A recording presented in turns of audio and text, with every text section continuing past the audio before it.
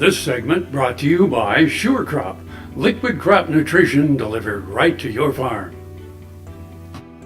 We're back. Now Duane and Leonard talk about how the Conservation Stewardship Program has been retooled after input from farmers. Duane Toews joining you once again, AGam in Kansas, and a chance to catch up with Leonard Jordan with NRCS, talking about conservation programs.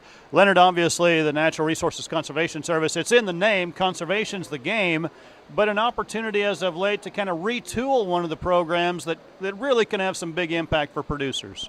Thank you very much, Duane, and we are very excited about the rollout for this retooled and modified Conservation Stewardship Program, which so happen to be one of the largest working land conservation programs in the world.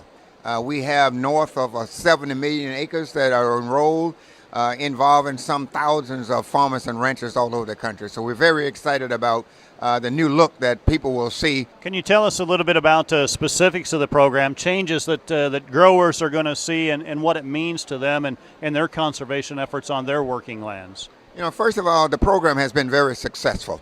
But for the last couple of years, we have been soliciting and getting feedback from producers to ask the question of, what if the program is working well for you, but what are some of the things that you would like to see us consider in order for it to be even more effective, for you to benefit more from it? And then one of the things they talked about was greater flexibility.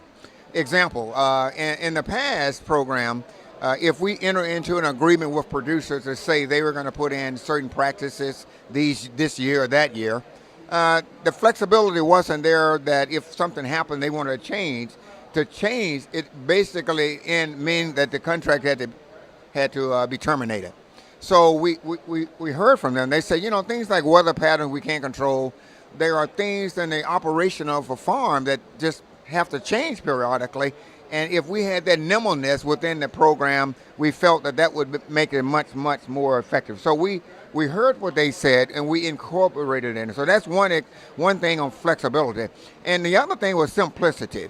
And that came from the producers as well as our own staff, because what they were saying is that give us ability to be able to sit down with a producer and be able to thoroughly explain the intricacies of the program for which they understand. First of all, we understand enough that we can do it, but then they understand. So at the end of the day, after we've explained it, they know exactly what the criteria are, how it will impact them. And at the end of the day, if there were dollars associated, which it would be, what potential dollars they could potentially receive as a result entering into this agreement for this program. So that's simplicity. So we incorporated that into it. Leonard, we think about making programs work. Obviously, you referenced some key points to that, simplicity and flexibility. Despite the fact that NRCS, a government organization and entity, they really do have producers and the environment's best interest in mind. Indeed we do. And first of all, I'd like to say that the volunteer producers around the country, they have the best interest of society and the environmental benefits in mind as well. They want to do the right thing. So our role is simply to work with them, to provide them incentive, provide them with tools to equip them, enable them to do that. But one component that we believe in, and that is we listen to the local concerns. We listen to the local people. And again, that's the example that I use for improving this program. We listen to them on other programs as well. What are the concerns in the local community? What are the things as an agency that we need to do to enable you to be successful? We listen, we try to incorporate, and we will continue to do that. Well, our thanks to Leonard Jordan joining us from Natural Resources Conservation Service, NRCS, for AGam in Kansas. Duane Toews reporting. Jamie, we'll send it back to you. Thanks, Duane. Coming up after the break are suggestions about when to know fed cattle are finished.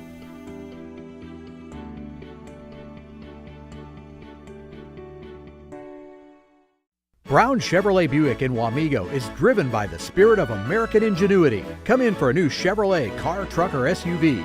If we don't have exactly what you want, we'll find it for you. And we also have a great selection of used cars. We make sure you have an easy, fun, and transparent sales experience that saves you time and money. But if you want high-pressure salesmen and hours spent in the finance office, you'll just have to go elsewhere.